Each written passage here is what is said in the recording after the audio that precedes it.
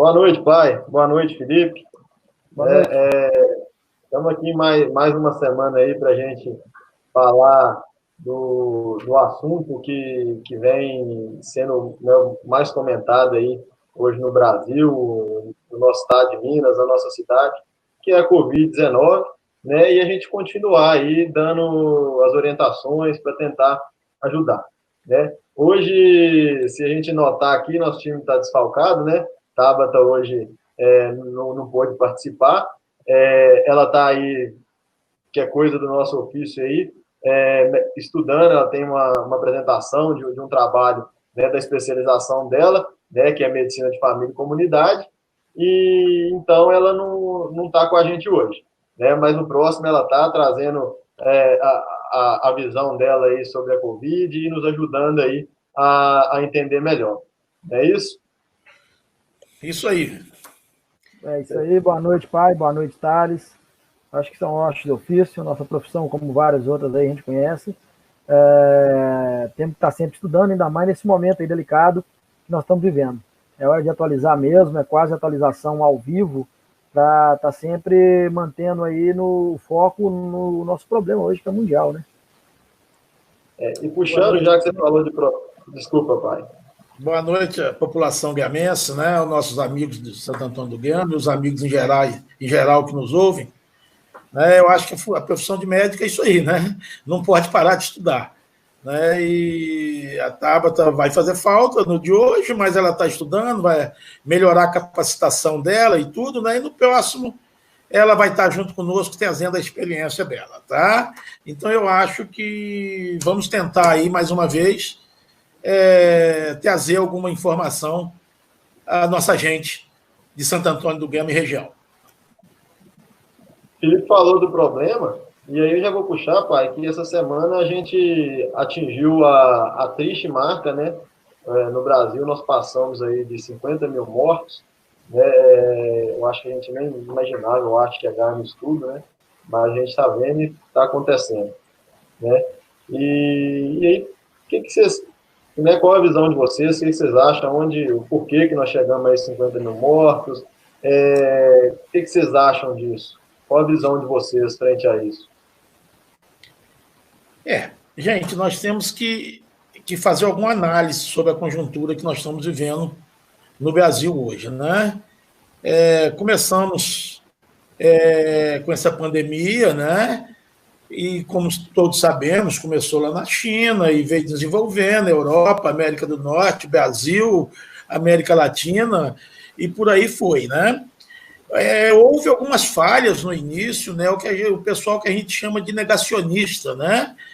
Que não se entende muito bem por quê, alegavam que isso era uma gripezinha, que isso era coisa de imprensa, coisa de gente mal informada, e os meios científicos sabiam desde o início que isso não era uma gripezinha, que era uma patologia que iria assustar o mundo. E o reflexo está vindo agora, né? Nós atingimos aí 51 mil mortos a nível de Brasil. Imagina quantas famílias não estão aí chorando seus mortos, né? Nós atingimos o número de 1.100.000 brasileiros contaminados. E nós sabemos que há subnotificação. Então, há a possibilidade disso ser até maior ainda, né? Então, essa história, houve lá uma falha nesse sentido, na hora que tentou, não se entende muito bem por quê. Um erro de estratégia, não sei, negar-se a ciência, não sei, mas tentou mostrar à população que era uma coisa simples, era uma pequena gripe. E uma gripezinha que matar 51 mil pessoas é algo assustador, né? Então, eu acho que nós temos que, nem sem querer fazer aqui vamos dizer aí, um terrorismo com a população, mas nós temos que saber que é uma coisa grave e não temos tratamento ainda. Existem alguns remédios que surgem aí, como agora no meio médico fala-se no corticoide. O corticoide não vai combater o vírus. O corticoide vai combater aquele processo inflamatório da consequência da contaminação. Então, nós não temos ainda uma vacina e um tratamento. Vamos saber, vamos manter isolamento social, uso de máscara, distanciamento quando precisar de ir à rua, aquele exemplo que nós já citamos lá atrás, o cinto de segurança, o airbag, o freio ABS. Sem dúvida nenhuma, Thales, sem dúvida nenhuma, pai. É algo assustador. Quando a gente traz números, nós vamos, se eu falo em números, hoje são aproximadamente 961 mil mortes em apenas 3 meses. Minto, 961 mil contaminações, em apenas 3 meses. São 50 mil mortes em apenas 3 meses, como o senhor já havia falado. Isso tem que ser destacado. Mas tem que ser destacado, no meu entendimento, a gente deixar de ver isso também apenas como números. Nós temos que lembrar que são 50 mil pessoas mortas, mas são 50 mil famílias. Quantos pais de famílias foram perdidos? Quantos chefes de famílias? Quantos filhos queridos? Então, assim, o grande problema que eu vejo, talvez a grande falha, que a coisa foi andando de uma forma, foi evoluindo de uma forma tão grave, está evoluindo, que estamos vendo só números. Nós estamos acostumando a ver números e temos que entender e estar sempre lembrando que não são só números. São pessoas, são seres humanos, são famílias sendo desfalcadas, são homens morrendo, mulheres morrendo, mães de famílias. Quantas mulheres aí são chefes de famílias ficando desfalcadas? O grande problema hoje, nós temos que olhar para esses números e não encarar apenas como números. Encarar como seres humanos, como pessoas que podem ser os nossos próximos, aos nossos lados, e está acontecendo. Algo de errado aconteceu. Ou algo de errado está acontecendo, eu não sei qual a opinião de vocês.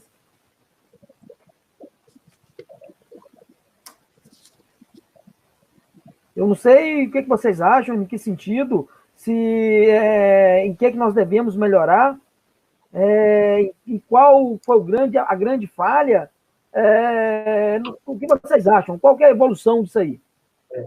Infelizmente, igual a gente já falou, atingindo essa taxa de mais de 50 mil mortes, e além disso, hoje, o Brasil já é o segundo maior número de mortes, né, a nível mundial, né, e tem sido diariamente o país que mais registra morte no mundo, né, não só morte, mas também taxa de contaminação. Então, isso mostra realmente, como o pai falou, talvez houve uma falha lá atrás dessa parte de negar, né, a doença, né, e isso precisa ser corrigido, ainda não tá tarde para corrigir, né, e a maneira de corrigir é a gente aderir mais às medidas sociais, a gente aderir mais a essas medidas de proteção. Eu acho que vocês definiram muito bem isso aí, né? O que a gente tem visto em alguns setores? Não, tem 90 dias, a minha cidade não chegou nenhum caso. A cidade vizinha aqui não tem nenhum caso. Gente, o que nós estamos percebendo é a interiorização da contaminação. O estado de São Paulo hoje já tem um número maior de mortes diárias no interior do que na capital. E a capital era o epicentro da pandemia no Brasil. Então está havendo quase que uma segunda onda em direção ao interior. Esse que é o grande risco que nós temos aqui agora. Até porque, nas capitais, apesar da dificuldade, apesar do número populacional, apesar dos desassistidos, apesar da situação, até em situações degradantes até que algumas pessoas vivem, mas nós temos uma estrutura hospitalar mais complexa e mais atuante até do que no interior. Então, o meu temor é que no interior, com essa onda que está vindo para o interior, a interiorização, nós tenhamos um pouco mais de dificuldade no interior. Haja visto, para ilustrar essa situação, o doutor Luiz Cláudio, que é o diretor técnico do Hospital César Leite, em Manhuaçu, hoje ele fez um apelo comovente nas redes sociais, dizendo claramente que se formos nesse caminho que Manhuaçu e região estão indo, porque, para quem não sabe, Manhuaçu é o polo de uma região, como Ponte Nova é o polo da nossa região. Manhuaçu, ele está fazendo um apelo comovente à população que estacione, que pare, que volte para dentro de casa. Porque dentro de 1 semana, 10 dias, ele usou esse termo, o Hospital César Leite não vai ter mais condições de te atender. Tal a preocupação dele. O vídeo é comovente de se assistir. A gente, filhos, que temos experiência nesse setor, eu me comovi ouvindo e vendo o vídeo. Né? A preocupação ainda é grande. Ô, pai, então eu queria puxar um gancho, já que o senhor falou dessa interiorização, né? Isso está acontecendo no nosso estado de Minas Gerais, está acontecendo nos grandes estados, como o estado de Goiás, inclusive algumas cidades que já nós estamos aí com 90 dias dessa pandemia, algumas cidades do interior comemorando, né, que estavam com 90 dias e ainda não tinha chegado nenhum caso, né? Então, assim, o senhor acha, pai, que é hora de comemorar? É hora realmente de comemorar não ter caso e de festejar não ter caso? Ou ainda é hora de apertar o cinto? Ou ainda é hora de apertar as medidas sociais? É hora de apertar no combate à Covid-19? O que o senhor acha disso? Thales, meus filhos, não tenha dúvida. Nós não temos nenhum motivo para comemorar. Nós não temos nenhum motivo para festejarmos. A onda está chegando no interior agora, ela está cada vez se aproximando mais da gente. Aquilo que eu estou te falando, a estrutura hospitalar do interior ela é um pouco mais defasada em relação à estrutura hospitalar das capitais. Tá? Nós não temos nada que comemorar, o risco é muito grande ainda. E nós só vamos vencer ou diminuirmos o número de mortos se nós mantivermos o isolamento social. Não há nada para nós comemorarmos ainda. Tá? É uma pena. Bom se nós pudéssemos já dizer, acabou, já temos a vacina, já temos um tratamento, vencemos essa etapa. Não, nós não vencemos essa etapa. Nós não temos tratamento, nós não temos uma vacina, não temos um tratamento específico para a doença, para o Covid-19. O momento é, sim, de apertarmos o cinto, isolarmos cada vez mais. Por favor, não andem sem máscara. A máscara tem indicação até dentro de casa. Há alguns vídeos aí questionando que a máscara é isso, a máscara é aquilo. Eu volto a falar, são os negacionistas. Nós temos o que pode impedir, primeiro, o nosso cinto de segurança, o isolamento social. Segundo, o nosso airbag, a máscara. Terceiro, o nosso freio ABS, o distanciamento, já que eu tenho que ir à padaria, já que eu tenho que ir ao banco, manter os 2 metros, 1,5 metro, 2 metros de distância. Quando eu falo banco, me preocupa demais o próprio ajuda que foi feito pelo governo federal, né, dos R$600, que foi uma coisa importante, mas conduzida de uma maneira equivocada, aonde nós vimos filas e filas de milhares de pessoas na porta da Caixa Econômica Federal para buscar aquele dinheiro tão necessário para a manutenção das famílias que não podiam se deslocar para o trabalho. Então, nós quase que fizemos uma coisa. Deu-se com uma mão e com a outra propiciou-se a contaminação. É aquilo que eu falei no outro comentário nosso. Esse dinheiro tinha que chegar lá na ponta, não interessa como. Depois puna quem desviou o dinheiro. Puna quem usou de má fé para receber esse dinheiro. Mas era preciso que as donas de casa, os trabalhadores, os estudantes recebessem em casa para não precisar de se deslocar. Não há nada para nós comemorarmos. Por favor, ouçam, vou insistir na palavra, não é terrorismo. Ouçam, está se aproximando da gente. Nós já vemos em vários municípios da nossa região tendo casos. Por que aqui em Santo Antônio do Gama não vai acontecer? Nós temos que nos preparar. Festas, comemorarmos o quê? Nós temos perda de 50 mil brasileiros, como o Felipe falou, são 50 mil famílias chorando, né? Não dá para se pôr isso aí em números. Vamos pôr nome nesses 50 mil. Foi o Zé, foi o Manuel, foi a Maria, foi a Antônia, foi o Pedrinho. Né? Aí a gente fica um pouco mais atento a necessidade de cuidarmos melhor da nossa gente, preocuparmos mais. Não há motivo de comemoração. Ainda não. Espero que isso, o mais rápido possível, nós tenhamos um motivo para comemorar. E aí voltar aquele jeito mineiro, aquele aconchego mineiro, aquele uai que se dá tão legal, aquele cumprimento de mão, aquele abraço, mas hoje ainda não temos momento para isso. O momento ainda é de preocupação e muita preocupação. Thales, pai, quero voltar a dizer e pegar esse gancho de comemoração, pai, quero repetir as suas palavras, para que fique bem claro, comemorar o quê? Para ser bem mais exato, pai, atualmente, a última atualização, nós tivemos 52.771 mortes. Gente, isso não são números, são pessoas, são seres humanos, são famílias, são homens e mulheres, chefes de famílias. Como que eu consigo comemorar? Comemorar o quê? Quando? Nós estamos vivendo, talvez, a maior crise já vivida na história desse país, sequer, talvez, do mundo. Não é hora de comemorar. Nós estamos exatamente, talvez, próximo do pico. Ele que foi previsto por alguns especialistas entre o mês de junho, próximo ao mês de julho.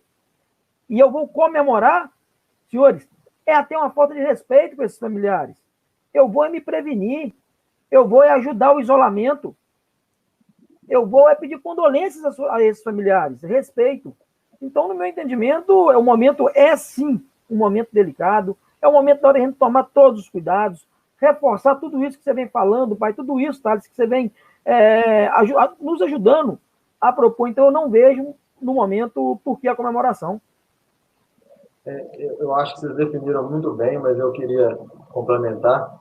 Eu acho que, nesse momento, usar a palavra aí, infelizmente, pensar em comemorar é um fato irresponsável. Eu acho que é uma irresponsabilidade. Eu defino como uma falta de empatia, uma falta de respeito à vida, uma falta de respeito ao ser humano. Eu acho que, como o pai falou, agora é hora de apertar o cinto, é hora de continuar o isolamento social e os cuidados. E, mais importante, é continuar respeitando o ser humano, respeitando a vida. Eu acho que é o momento que nós estamos agora. Haja visto, meus filhos, que Porto Alegre está estudando a necessidade de fechar tudo novamente. Campinas, em São Paulo, está estudando a possibilidade de fechar tudo novamente. O próprio Zema está prevendo, para agora, meada de julho, seu pico em Minas Gerais. Então, nós estamos em curva ascendente. Curva ascendente. Isso é aumento dos casos.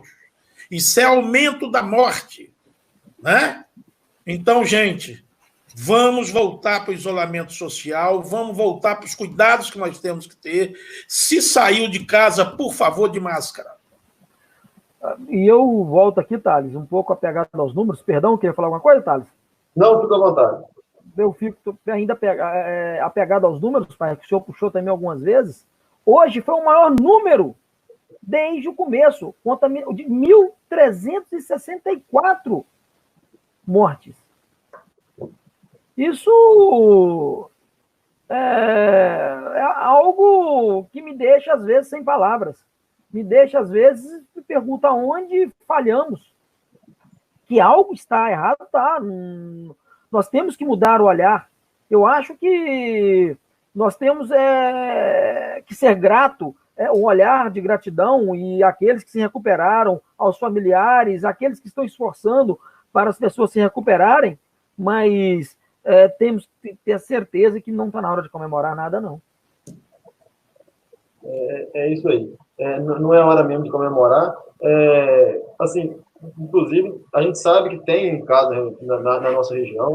Graças a Deus, hoje ainda no Grama, tiveram 2 suspeitos. Né? A gente sabe que já foi descartado. Inclusive, conversei com os familiares de um desses casos suspeitos.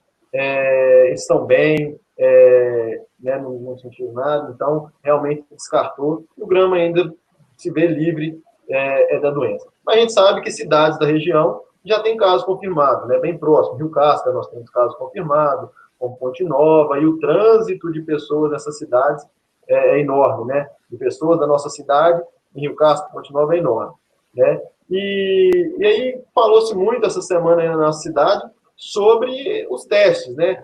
Fulano, será que testou negativo, testou positivo? E eu queria pedir, Felipe, para comentar um pouquinho, Felipe, como que é essa ansiedade, meu teste vem positivo, meu teste vem negativo, o que você poderia compartilhar conosco?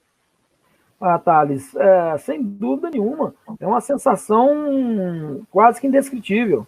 É algo de uma ansiedade enorme. Imagina os familiares, eu vou usar exemplo, os familiares de nossa cidade querida, é algo que você não sabe exatamente o que fazer. É uma ansiedade que alguns testes demoram alguns dias, outros saem com 2 horas, que é o teste rápido, mas vem aí a contraprova, que pode demorar aí de 4 dias a 7 dias, depende da forma e do método que você está usando. É uma sensação ruim, uma sensação de meio que incapacidade, de impotência. Eu, por exemplo, como médico, eu me olhava, gente, tudo bem, sou médico, e aí? Ou seja, gente, a hora não é mesmo de comemorar, vou bater de novo na tecla. E a ansiedade é muito grande, Thales. Você não saber exatamente se você está contaminado ou não, e o que é pior, você tem a nítida certeza que não se sabe, não se conhece ainda no mundo um tratamento específico para o vírus. Como o pai falou, nós sabemos que tem sido usado alguns sintomáticos, ou seja, para dor de cabeça, para os sintomas que o vírus causa.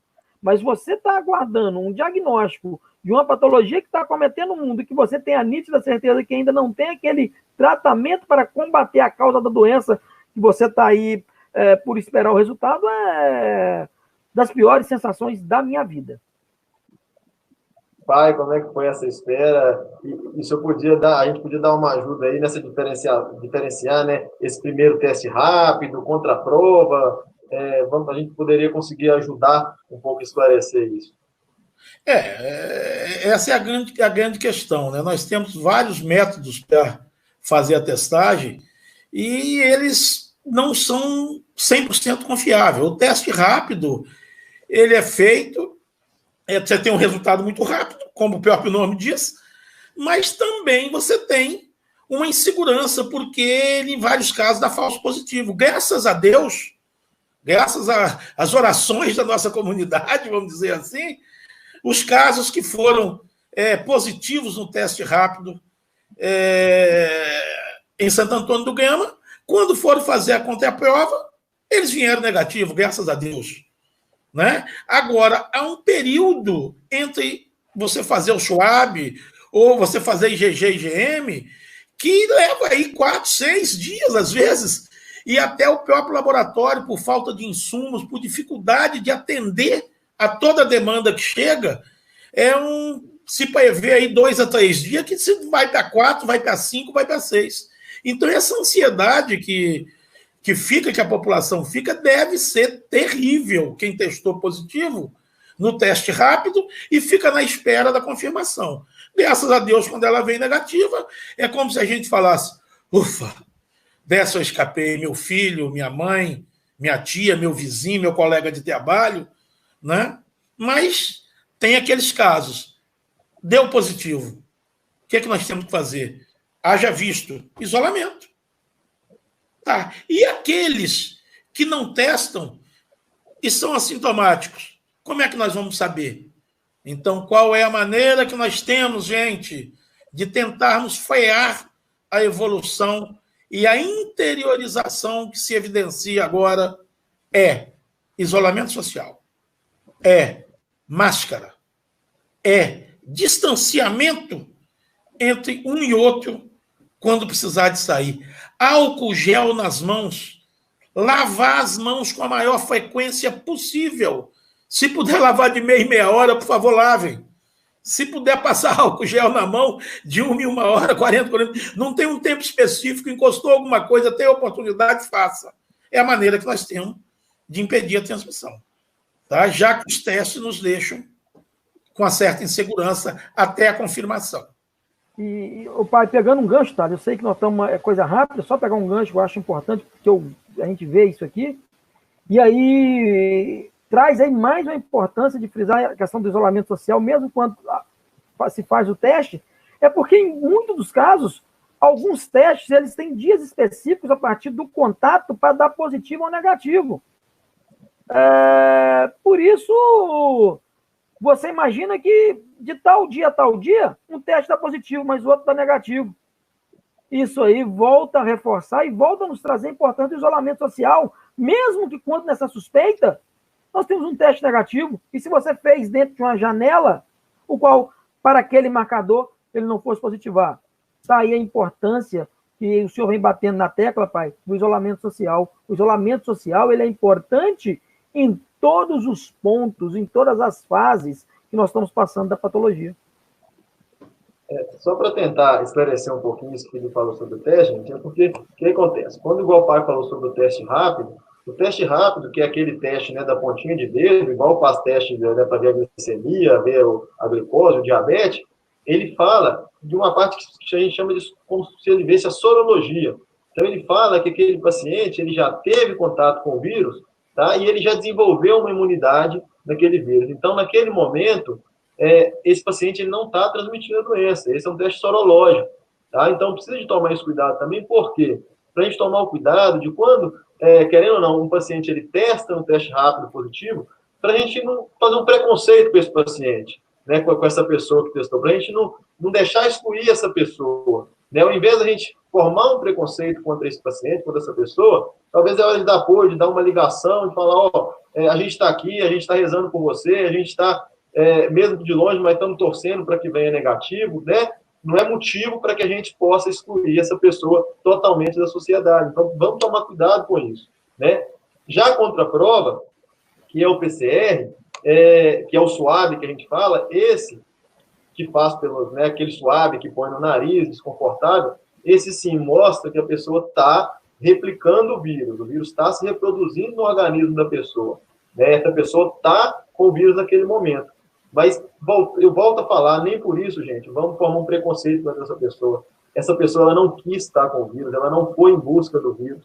Ela teve esse contágio, como qualquer outra pessoa pode ter, né? E essa pessoa ela está sofrendo também. Então, vamos apoiar essa pessoa, vamos mandar mensagem de apoio, vamos fazer oração, vamos ligar, falar que estamos do lado dela, que está tudo bem e que isso tudo vai passar. Não é isso? Até porque, Thales, até porque, Thales, isso é um vírus sem preconceito. O vírus não tem preconceito contra X ou Y. O vírus não está à procura de cidadão A ou cidadão B, cidadão de uma cor ou de outra. É um vírus sem preconceito. Por onde ele tem uma capacidade enorme de contaminar. Entende? E aí, volta a dizer, pai, vamos lá, a palavra repetida, isolamento social é sim a melhor forma de lidar com a situação. É isso aí, olha bem, Thales, você colocou muito bem. A questão do preconceito, ela não pode ser usada aí de maneira para denegrir a imagem da pessoa, para isolar essa pessoa mais do que precisa tecnicamente.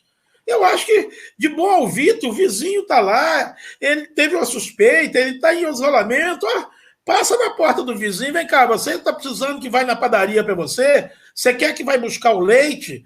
Você quer que eu vou buscar fazer um pagamento para você? Me dá sua conta aí que eu levo ao banco? É uma maneira de você demonstrar empatia com essa suspeita e você também fazer um favor a ele, mostrando a ele que não é uma coisa do fim do mundo.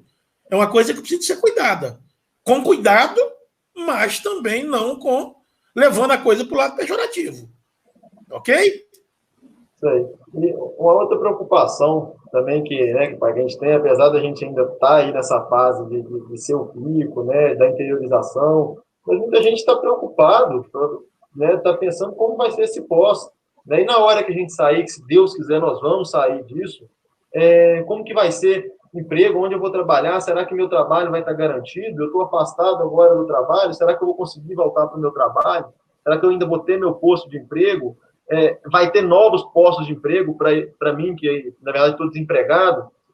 Como que vai ser, pai? Felipe também dá a sua visão. O que vocês acham? Como que nós vamos enfrentar esse momento que nós tanto queremos chegar, que é o pós-pandemia? Gente, não tem nada que seja, né, uma patologia dessa, ela não pode ser eterna, né? Nós vamos ter o pico, vamos ter a decadência, como todas as pandemias, né? Aí sim, como que nós vamos sair? Nós já estamos quase com 90 dias de isolamento social. Uma hora bem feito, outra hora poderia ter sido melhor, né? Em alguns estados ele mais duro, em alguns países ele com melhor resolutividade, em outros com menor, mas o isolamento social ele é a bola da vez a 90 dias. Vamos torcer que isso daqui 15 dias acabe, acho que não seja realidade. Mas na hora que nós sairmos, como que nós vamos sair disso aí? Como que vão estar os postos de trabalho? Vamos pegar a nossa cidade, a nossa região. Como que será? Eu acho que é hora de nós começarmos a discutir cooperativas, nós começarmos a discutir uma associação entre as pessoas para produzir de maneira mais adequada, para comprar insumos de maneira mais confortável. Olha, gente, nós temos no Santo Antônio do Gama um exemplo, que é um exemplo a nível quase hoje de Brasil, que é a fábrica de doce, o nosso doce de leite, né? Olha bem, está ganhando aí. Hoje mesmo eu vi um resultado, é o segundo melhor doce de Minas Gerais. Nós sabemos que já ganhou outros prêmios. E é o quê? Um grupo de pessoas, um grupo de mulheres, a princípio, que se reuniram para desenvolver esse trabalho. Então, nós temos que pensar em cidades como a nossa em cooperativismo. Cooperativismo é a solução para o mundo moderno. Vamos lá. Hoje se fala tanto em máscaras, ok? Uma mulher em casa com a máquina de costura, ela produz 10, 15 máscaras, vamos lá. A vizinha 10. E se nós juntássemos 10 mulheres numa cooperativa para comprarmos o tecido junto? Em vez de cada uma ir lá comprar 5, 6 metros de tecido, nós iríamos comprar 100, 200 metros de tecido. Nós teríamos uma condição de compra melhor. E na hora de vendermos essa máscara, em vez de eu vender 5, o outro vender 10, o outro vender 15, nós poderíamos juntar tudo isso e vamos fazer uma venda de 1.000 máscaras. A condição de venda, a condição de transporte até o consumidor final, ela é mais favorável. Isso não é só com máscara.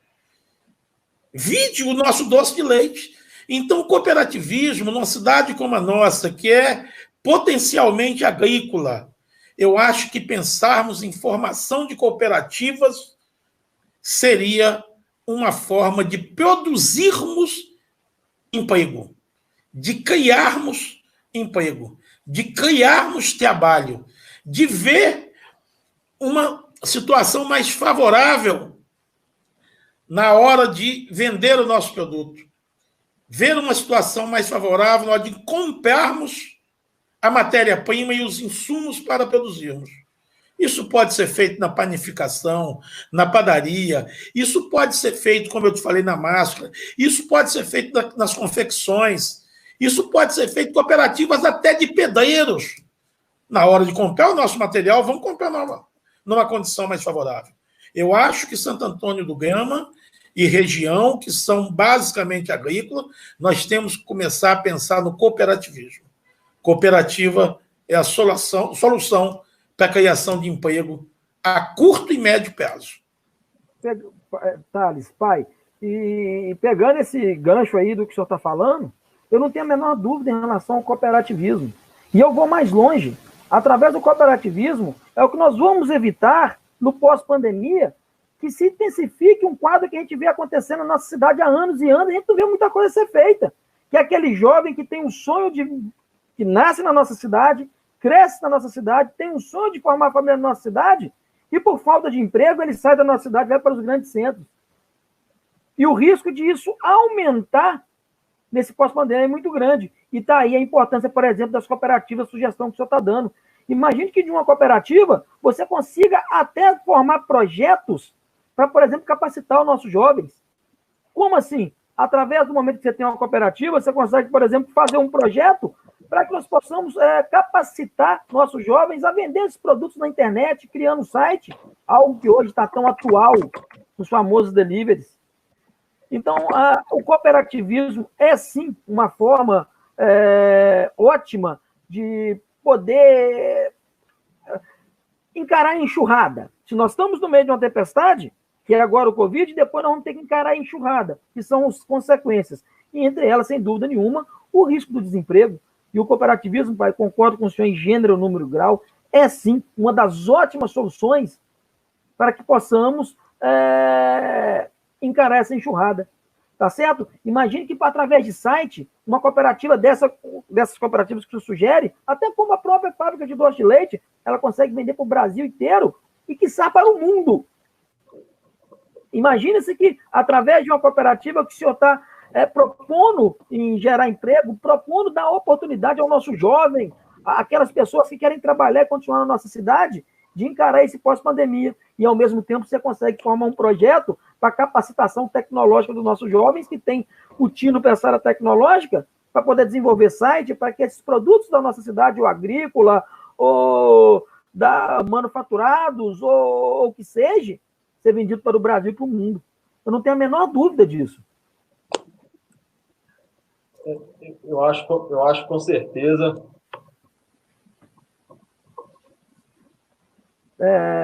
Pai, o que o senhor acha, pai? Qual a sua opinião em relação... Eu já percebo que você tem uma opinião formada e em relação às cooperativas, e eu estou concordando, mas o senhor, para o seu entendimento? Eu não tenho dúvida. Eu acho que é a grande esperança do mundo moderno, né? É você associar pequenas produções para ter uma... Você pode investir em grupo, que ela fica com uma capacitação mais barata. Você pode investir na compra da matéria-prima, você pode investir na compra de insumos e assim sucessivamente. Observa uma coisa, a própria agência bancária que nós temos hoje em Santo Antônio do Gama é uma cooperativa, é o Sicoob. É uma cooperativa que foi criada, todo cliente lá, ele é sócio daquela cooperativa. Ele tem uma cota daquela cooperativa. Ele divide lucros daquela cooperativa no final. Isso aí criou uma grande estrutura financeira que tem ação a nível brasileiro, no país inteiro. Imagina... Nós podemos também criar pequenas cooperativas. Sem dúvida nenhuma. Em outros setores. Imagina, através dessa cooperativa que você está citando, que é o banco que hoje nós temos na nossa cidade, a facilidade que nos trouxe a presença dessa cooperativa dentro da nossa cidade, a dificuldade que nós tínhamos antes para a movimentação e a facilidade que temos. Está aí uma ótima ideia, uma ótima solução das várias que teremos que desenvolver para continuar, para encarar essa enxurrada que vai vir. Né?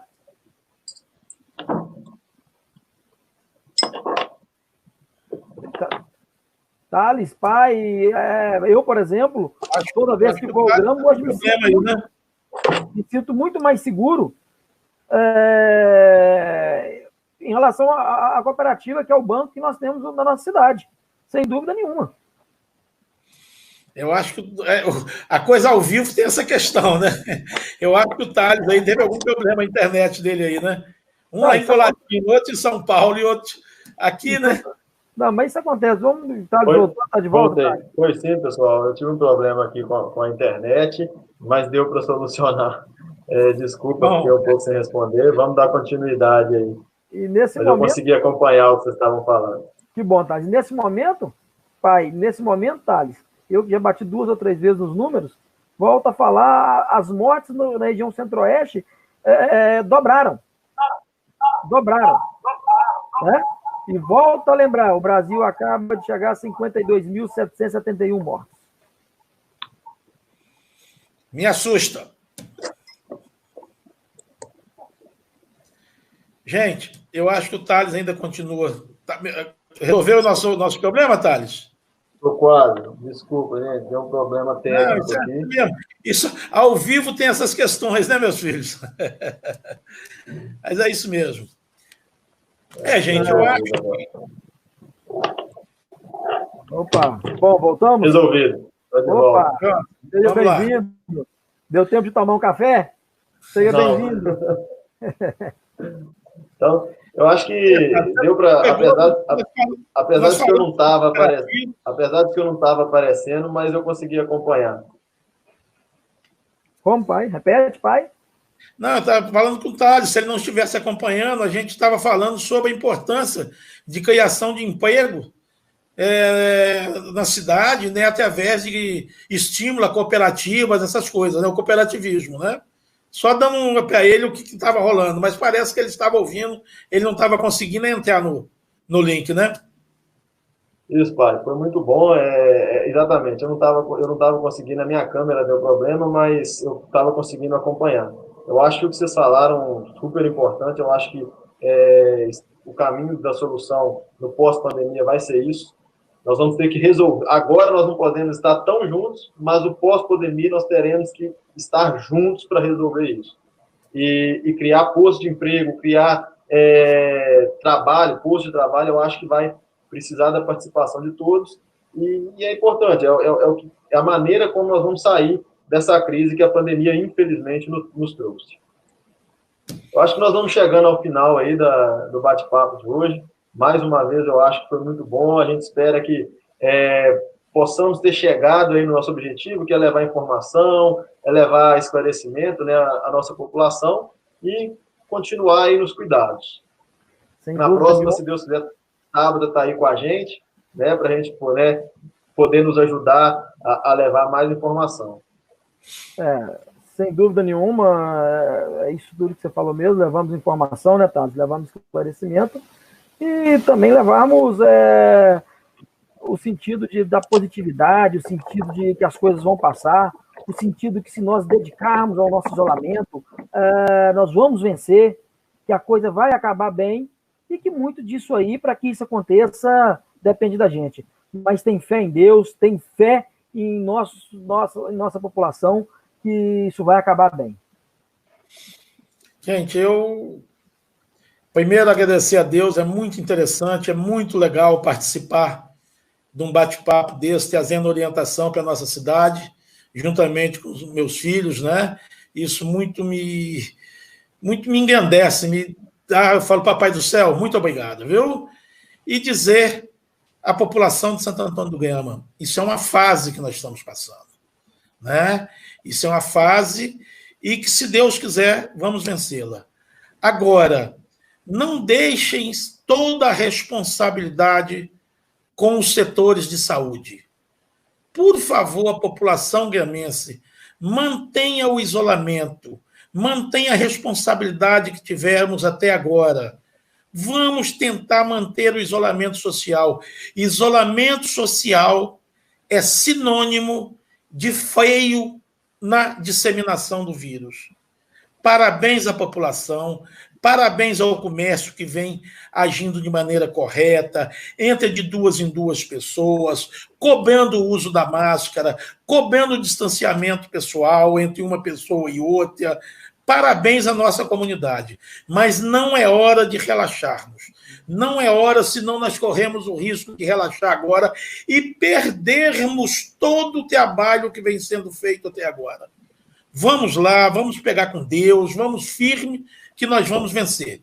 O final do túnel começa a aparecer, começa a ter uma luz no fim do túnel, mas não é hora ainda da gente agir quebrando esse isolamento social. Muito obrigado a todos e um abraço a toda a população gramense, a população de quem nos ouviu, e muito obrigado, meus filhos. Tabata, na próxima, com certeza, estará junto conosco outra vez. Obrigado.